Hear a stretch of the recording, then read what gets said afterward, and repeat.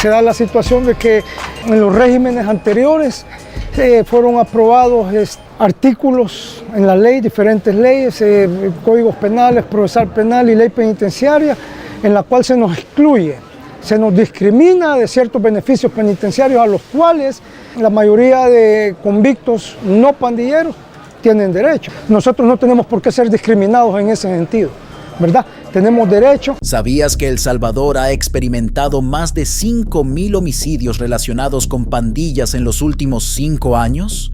Con cifras tan alarmantes, las negociaciones sobre pandilleros, como la del viejo Lin con Nayib Bukele, podrían cambiar radicalmente el panorama de la violencia en el país.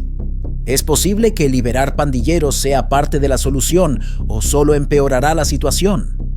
El viejo Lin, una figura infame dentro del submundo del crimen organizado, ha buscado negociar con el presidente de El Salvador, Nayib Bukele, para lograr la liberación de pandilleros encarcelados en el Centro de Confinamiento del Terrorismo, CECOT. Este encuentro entre el líder de una de las facciones más peligrosas y el mandatario más popular del país representa un choque de intereses que podría cambiar la dinámica de la seguridad en El Salvador. Mientras Bukele mantiene una postura firme contra el crimen, el viejo Lin busca una salida estratégica para los suyos. La pandilla CECOT no solo es una de las más temidas, sino que simboliza el poder de las organizaciones criminales en la región. Si te gusta este tipo de contenido sobre temas impactantes y actuales de El Salvador, no olvides suscribirte a nuestro canal. Dale like y deja tu comentario para que podamos saber qué opinas y seguir creando contenido relevante para ti. El Salvador, un pequeño país de Centroamérica, ha estado inmerso en una crisis de violencia durante décadas. La violencia de las pandillas ha sido uno de los problemas más graves, afectando profundamente a la sociedad, la economía y la política del país. Las pandillas, conocidas como maras, han convertido a barrios enteros en zonas de control, donde imponen sus reglas a través de la intimidación, extorsión y asesinatos. Las dos principales pandillas, la Mara Salvatrucha y el Barrio 18, tienen raíces que se remontan a la migración de salvadoreños a los Estados Unidos durante la Guerra Civil de los años 80. Después de que muchos de estos pandilleros fueran deportados a El Salvador, encontraron en un país devastado por el conflicto el terreno perfecto para consolidar su poder. Con el tiempo, las pandillas han evolucionado, pasando de ser grupos juveniles con vínculos barriales a organizaciones criminales sofisticadas con redes de operaciones que abarcan desde el narcotráfico hasta la trata de personas. A través de la extorsión, las maras han logrado controlar una parte significativa de la economía informal, cobrando renta a negocios locales, transporte público e incluso a ciudadanos comunes por simplemente vivir en sus territorios.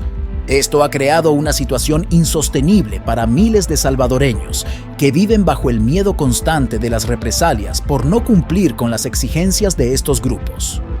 El surgimiento de la pandilla CECOT, que toma su nombre del Centro de Confinamiento del Terrorismo, se ha dado en un contexto de endurecimiento de las políticas de seguridad. Este grupo se consolidó dentro de las cárceles, aprovechando la organización interna y el control que los líderes pandilleros ejercen desde el interior de las prisiones.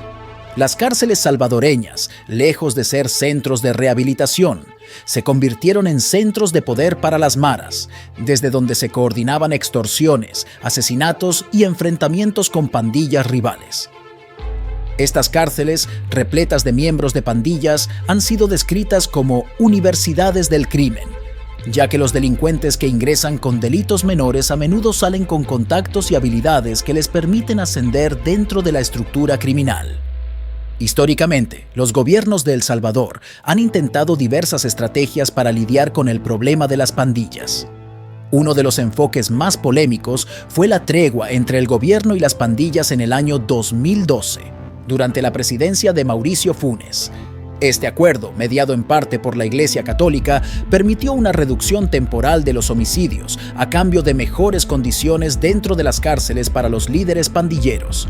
Sin embargo, esta tregua fue ampliamente criticada por la falta de transparencia y porque, en lugar de desmantelar las pandillas, les permitió reorganizarse y fortalecerse aún más. Además, cuando el acuerdo se rompió, los niveles de violencia volvieron a aumentar, alcanzando cifras récord de homicidios. El fracaso de la tregua dejó al país en una situación aún más complicada. Las pandillas, al haberse fortalecido durante este periodo, se volvieron más sofisticadas en sus operaciones y expandieron su influencia a nivel regional. El Salvador, junto con Honduras y Guatemala, conforma el llamado Triángulo Norte, una de las zonas más violentas del mundo fuera de un conflicto bélico activo. Las maras no solo se han convertido en actores clave en la violencia interna, sino que también han establecido vínculos con el crimen organizado transnacional, lo que les ha permitido participar en el tráfico de drogas y armas, ampliando su poder más allá de las fronteras del país. Nayib Bukele, al asumir la presidencia en 2019, heredó un país desgastado por la violencia. Sin embargo, Bukele se presentó como una figura disruptiva, alguien que podría cambiar el rumbo del país gracias a su enfoque innovador en políticas de seguridad.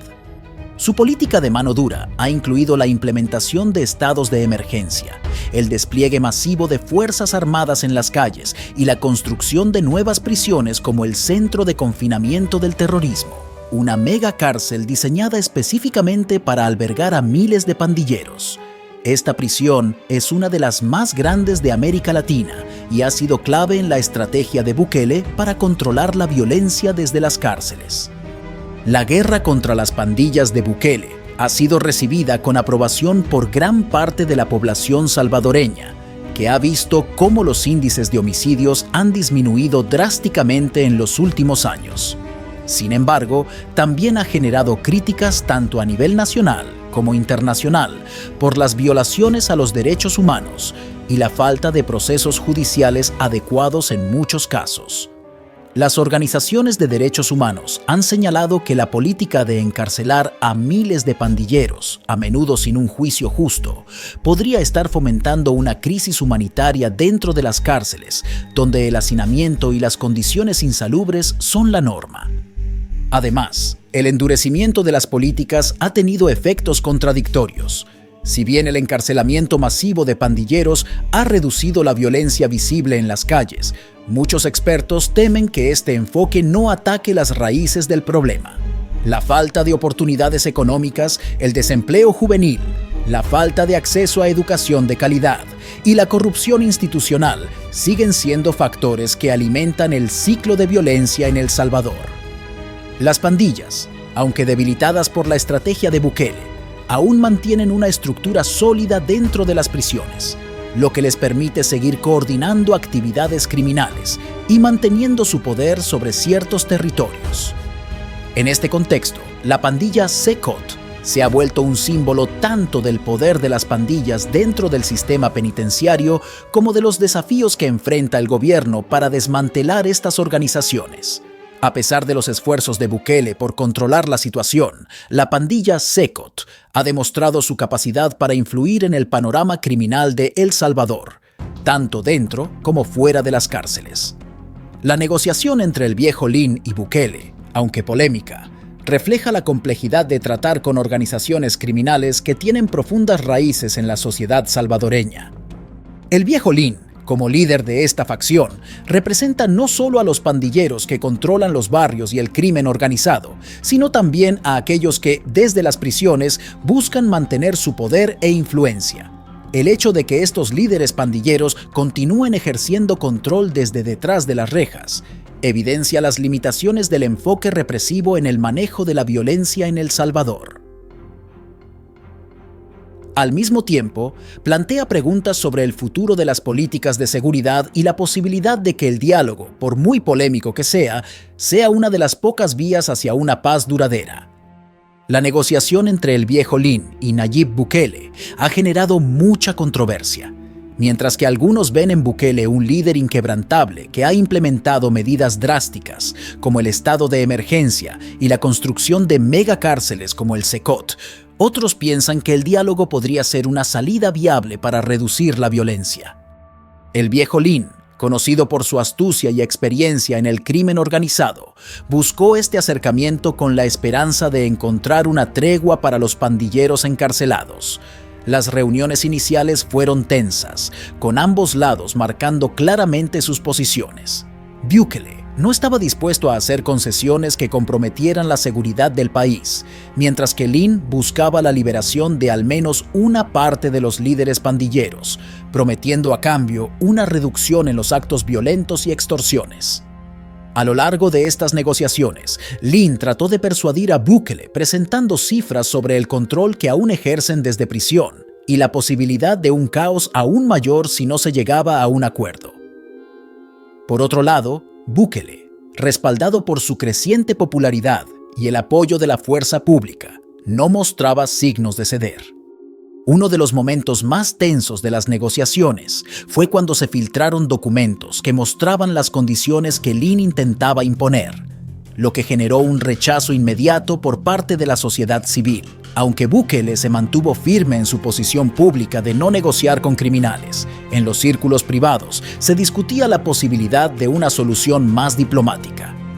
Las tensiones se incrementaron cuando sectores de la sociedad, incluidos grupos defensores de derechos humanos, comenzaron a presionar al gobierno para que no cediera ante las demandas del viejo Lin. Sin embargo, otros, como las familias de víctimas de las pandillas, veían con esperanza cualquier intento de reducir la violencia, incluso si esto significaba ceder en ciertos aspectos. En última instancia, Bukele dejó claro que cualquier acuerdo dependería de que las pandillas mostraran un cambio genuino, un compromiso real de abandonar la violencia y contribuir a la pacificación del país. Esta postura se convirtió en el principal obstáculo para un acuerdo rápido, ya que las demandas del viejo Lin parecían no ir acompañadas de garantías suficientes. Durante las negociaciones, tanto Bukele como el viejo Lin enfrentaron grandes desafíos. Para Bukele, el principal obstáculo fue la opinión pública. Gran parte de la población, que había apoyado sus políticas de mano dura contra las pandillas, se mostró reacia a cualquier tipo de acuerdo que implicara liberar a líderes criminales. Al mismo tiempo, la presión política aumentaba, ya que sectores de la oposición aprovechaban la oportunidad para criticar al gobierno por incluso considerar este tipo de negociación. Por otro lado, el viejo Lin se encontraba bajo presión interna. Los pandilleros más jóvenes, ansiosos por demostrar su lealtad, temían que cualquier acuerdo los hiciera ver débiles ante sus rivales, mientras que los líderes encarcelados exigían resultados concretos para mejorar su situación en las prisiones de máxima seguridad. Finalmente, aunque no se llegó a un acuerdo formal, sí se establecieron ciertos puntos de negociación que abrieron la puerta a futuros diálogos. Bukele mantuvo su postura de no ceder ante las demandas de liberar a los líderes pandilleros sin garantías reales de cambio. No obstante, se permitió a algunos líderes intermedios dentro de las pandillas mantener contacto con sus familias, algo que, aunque menor, fue visto como un gesto conciliatorio. Bukele también implementó medidas de reintegración social para aquellos pandilleros que decidieran abandonar el crimen, ofreciendo oportunidades laborales y educativas. Esta fue una movida estratégica que permitía al gobierno mantener una postura firme, mientras daba una salida a quienes estuvieran dispuestos a cambiar. Por su parte, el viejo Lin acordó limitar los actos de violencia durante el tiempo de las negociaciones, lo cual trajo un respiro temporal en ciertas zonas afectadas por las pandillas. Sin embargo, la verdadera paz aún parecía lejana, y la relación entre el gobierno y las pandillas seguía siendo tensa. Las negociaciones entre el viejo Lin y Nayib Bukele marcaron un hito en la lucha contra las pandillas en El Salvador. Aunque no se alcanzó una resolución definitiva, sí demostraron que el diálogo, aunque difícil, es posible. El futuro de la violencia pandillera en el país aún es incierto, pero estos eventos dejaron claro que tanto el gobierno como las organizaciones criminales están buscando nuevas formas de lidiar con un conflicto que ha definido la vida de millones de salvadoreños por décadas. ¿Te interesa saber más sobre la violencia de las pandillas y los esfuerzos de paz en El Salvador? Haz clic ahora en el video que aparece en la pantalla para aprender más sobre este tema. Si te gustó el video, suscríbete al canal ahora.